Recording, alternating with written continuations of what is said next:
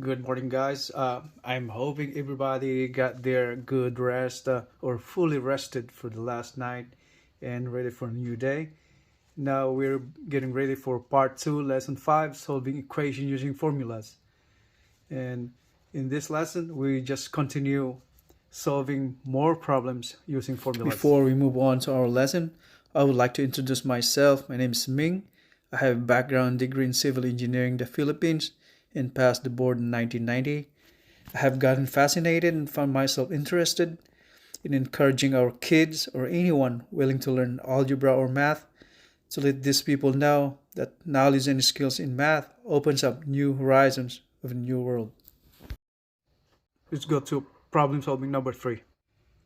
Says here, if the boiling point of water is 100 degrees Celsius, what is the equivalent in the Fahrenheit scale? It says here, boiling point. What does it mean by boiling point?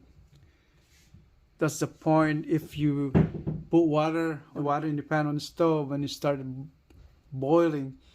That's what it's called, boiling point, when the water starts boiling and the temperature is 100 degrees Celsius.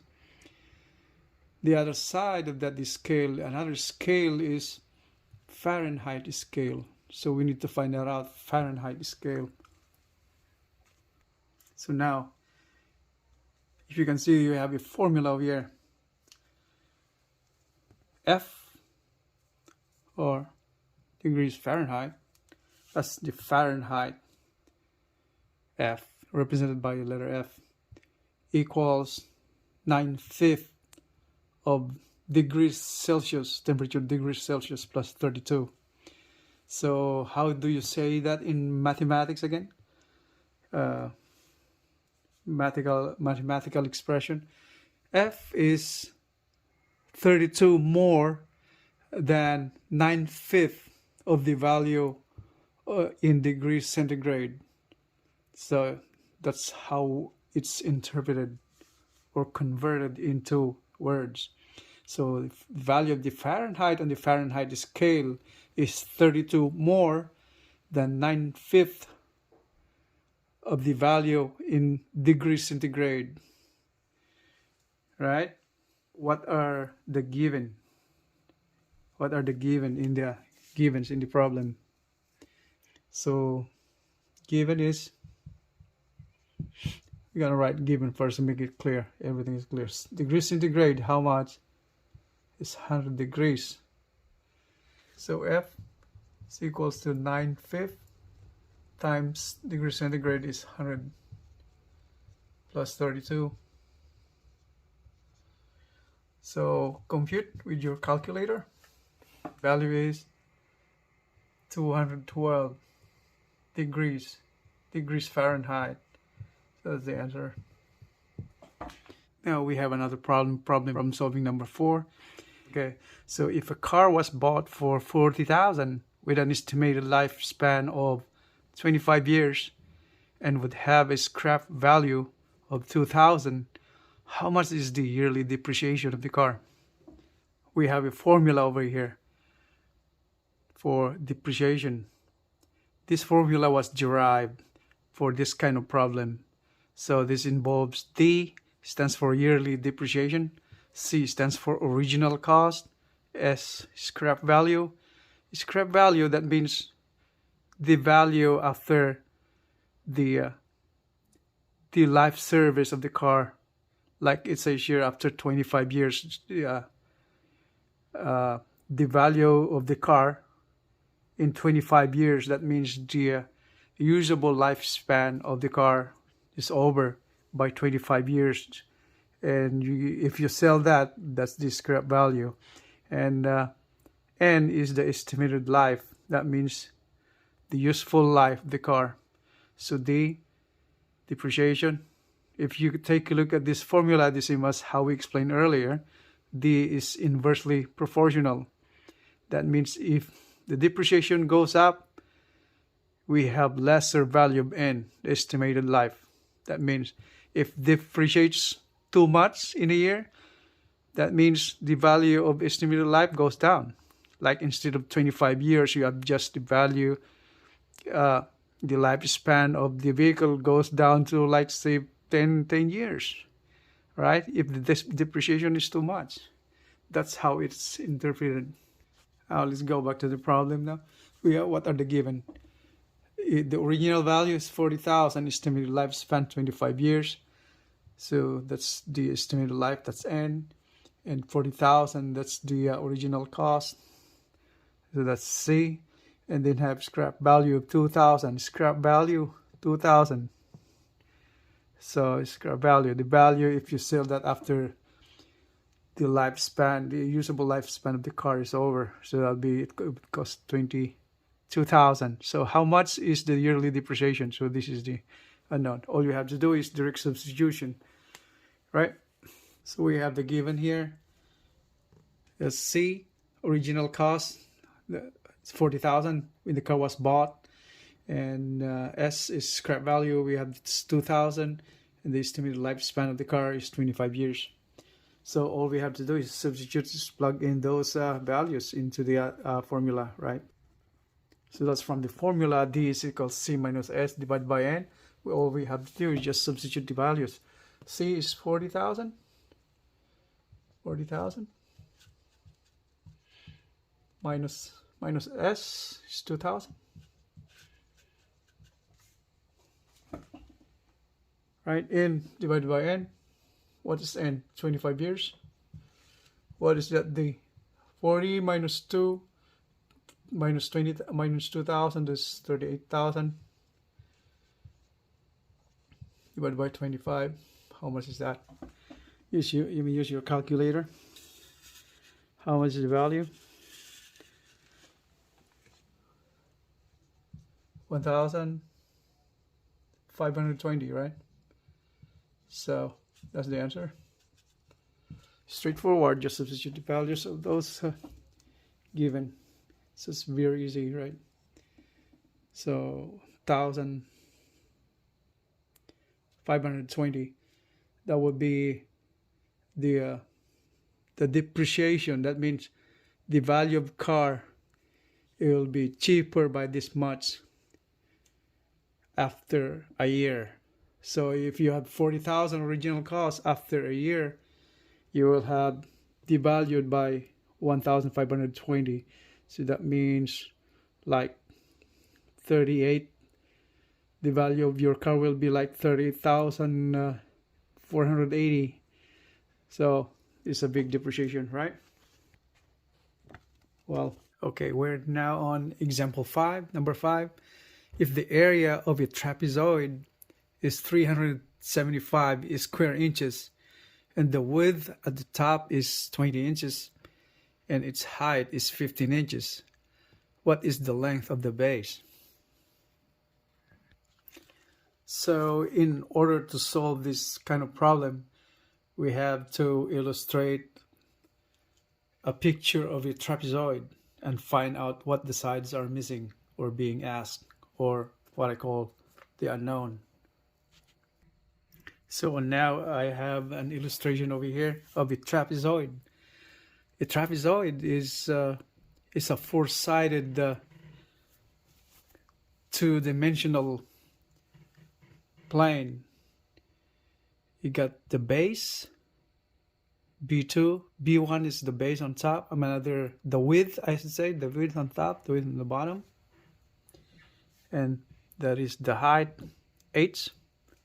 And it says there the area is 375 square inches. And let's say the problem, let's take a look at it. If the area of the trapezoid is 375 square inches, that's the given. And the width at the top is 20 inches. The width at the top, this one right here, is 20 inches. And its height is 15 inches. What is the length of the base? This is what we need to find out. So that's what we need to find out. Okay, a trapezoid has these two widths right here parallel to each other, and the sides are not equal. But you see the height is 15 inches. That's 90 degrees towards the to width of the trapezoid. Now we have a formula over here for finding the area formula for a trapezoid. The area is 1/2 the sum of the bases of the width, 1/2 the sum of the width, the top and bottom, multiplied by the height. So that's how it's translated in words. Okay, so area is 1/2 times the sum of the two sides, the widths, top and bottom widths, times the height of the trapezoid. A is the area, B top width, B2 bottom width, and H is the height. Okay, so we have those what we need to find that out. So B2, right? So B2, so that's what we need to find out. What's the value of B2? Okay, from the formula above, area is 1/2 times the sum of the width, the top and bottom width, times the height. What we need to find out is B2. So that's the variable that we need to find out, the unknown. So how would we simplify this equation? Isolate the variable that we need to find out. So simplify it. How to simplify? You move all the coefficients and other variables to the left, and other constants, right? So since this is known, this is known, this is known, we can just substitute, or we simplify it this way. That's how we simplify. Okay, first, okay, so remove that coefficient right there and this one right here.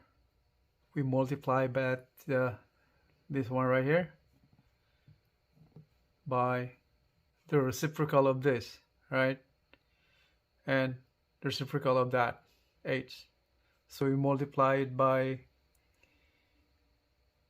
2/h, right? To get rid of this 2 right here, 1/2 and h.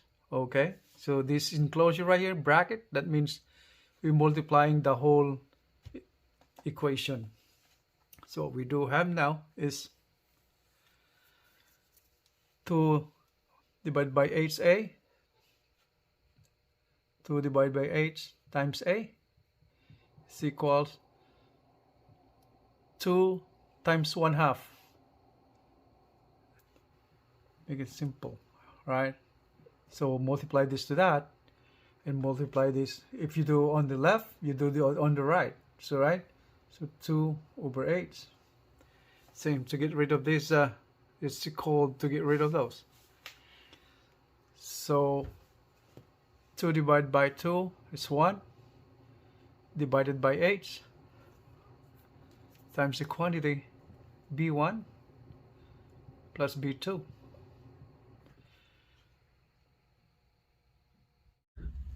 So far we have just multiplied, but I think there's a mistake right here, the h right here.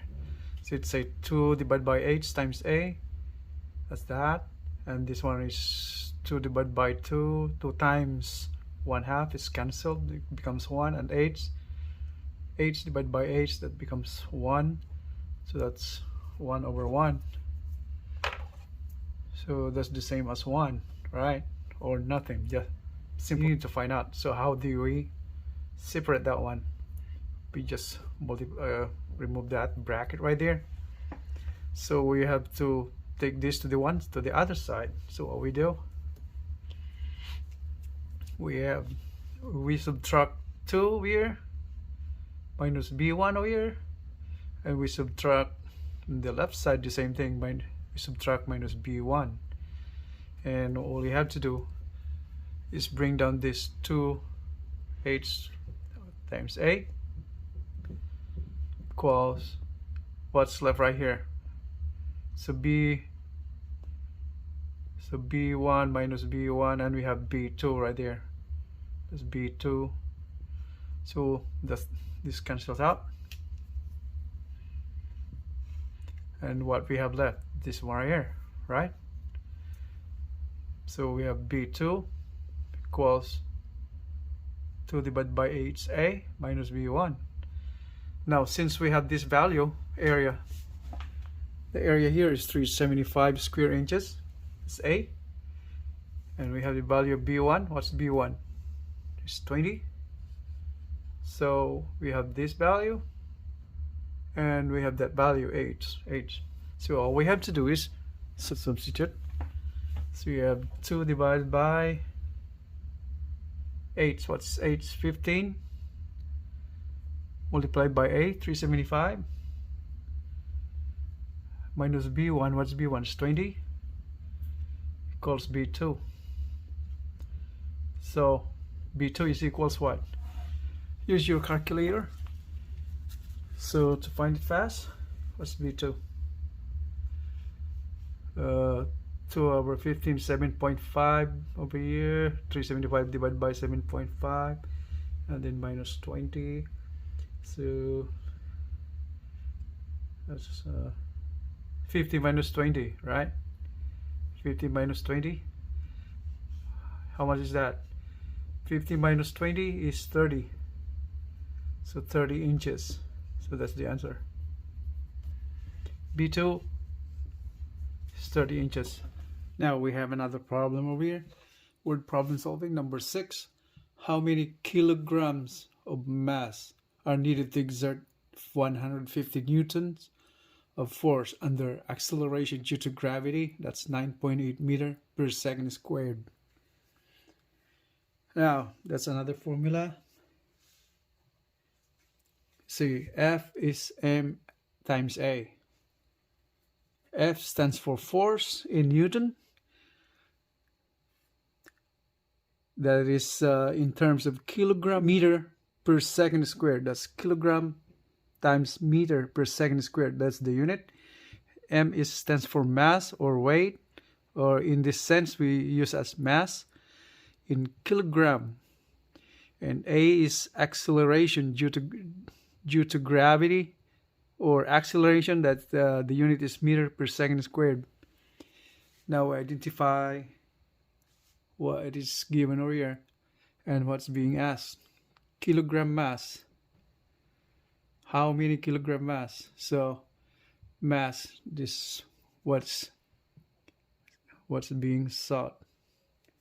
So we need to find this out. M. Okay, and then says there 150 to exert 150 newtons of force. What is that? That's the force.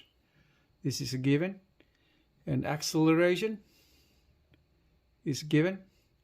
Acceleration is how far, is defined. Acceleration is defined as the rate of change of the speed.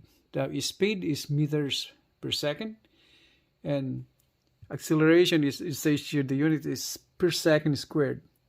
Speed is meter per second, and acceleration is meters per second squared. That means the speed divided by the time, that converts to acceleration, right? Because a speed is meter per second, and acceleration is meter per second squared. Now, so we need to find out. We need to find this M. So from here, we isolate the variable over here now, right? From that, so F is equals MA. We have to isolate this now. How are you going to do that? So we have to divide by A over here. So what we have left. So that's F divided by A is equals what we have left. Cancel there. We have just mass. That's what's being asked. So substitution directly. What's the given? So you have the given right here. is 150 kilogram force, kilogram meter per second squared, acceleration 9.8 meters per second squared, acceleration due to gravity. That's how fast the changing, if that is by the direct action of gravity, that means that's a falling object. So direct substitution, F is 150 kilogram meter per second squared divided by A. What's A? 9.8 meter per second squared. So 9.8 meter per second squared equals M. Okay, so if you take a look right there, what are the units that we can cancel? So meter per second squared, but this one meter per second squared. What we have left? Kilogram. That's the corresponding unit. Corresponding unit of mass in kilogram. So let's just do it over here. So M mass is equals how much? 150 kilograms divided by 9.8 meter per second squared. What is the answer? Use your calculator. What's the answer for that? All right. So that is 15. That's 15.29 kilograms. That's the answer. That's the kilogram mass or weight needed to exert 150 Newton worth of force. So to interpret this, that formula right here, the more force is directly proportional to mass and acceleration. So the more acceleration, the more force transferred, the more force exerted, the more mass, the more weight of an object, it creates more force the same way. The more mass, that means it's translated as the more force. All right. Now we have problem number 7. It says here if the adult dosage 70 cc. What does it mean by cc? Cubic centimeter. Find the child's dosage if the child weighs 60 pounds. The child weighs 60 pounds. That's the given. Another given is 70 cc, the dosage. So given. So given. Okay. Adult's dosage. A 70 cc, and the weight of the child 60 pounds. LBS. So we have a formula over here. C equals A times W divided by 150. So C stands for child's dose in cubic centimeter. A stands for adult dose in the same cubic centimeter. And W stands for the weight of the child in pounds. So what we have to do is, what's being asked, by the way? The child's dosage. Find the child's dosage. So we have this. We have this and we have this. So all we have to do is find this out. So that's all we do is direct substitution, right? Very simple. So let's go ahead. So C equals, what's A? This is just transfer the formula over here for now. So it's much easier to visualize.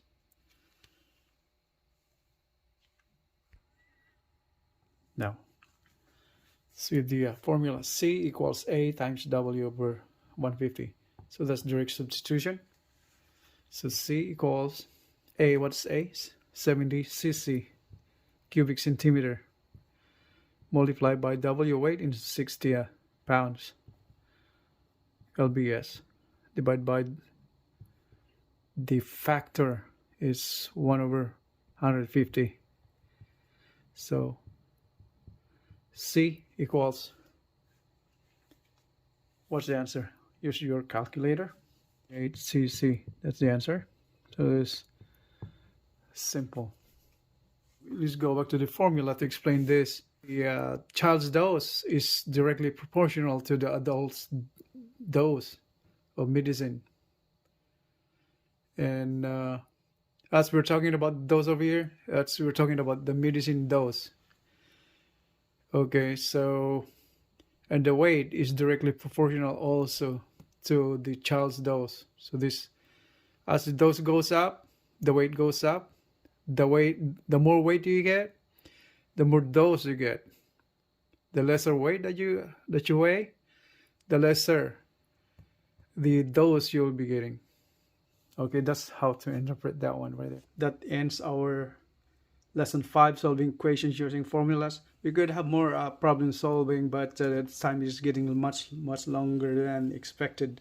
So anyway, that concludes our lesson 5. In the next lesson, we will be discussing algebra word expressions. That's lesson 6. And we will be dealing with writing phrases as algebraic expressions. So if you find this topic interesting, and you may subscribe to my channel for more in algebra and other related math problem solving videos, you may hit the subscribe button below so you won't miss any videos that will be coming in the near future. And thank you very much for your time. Have a great day. Bye.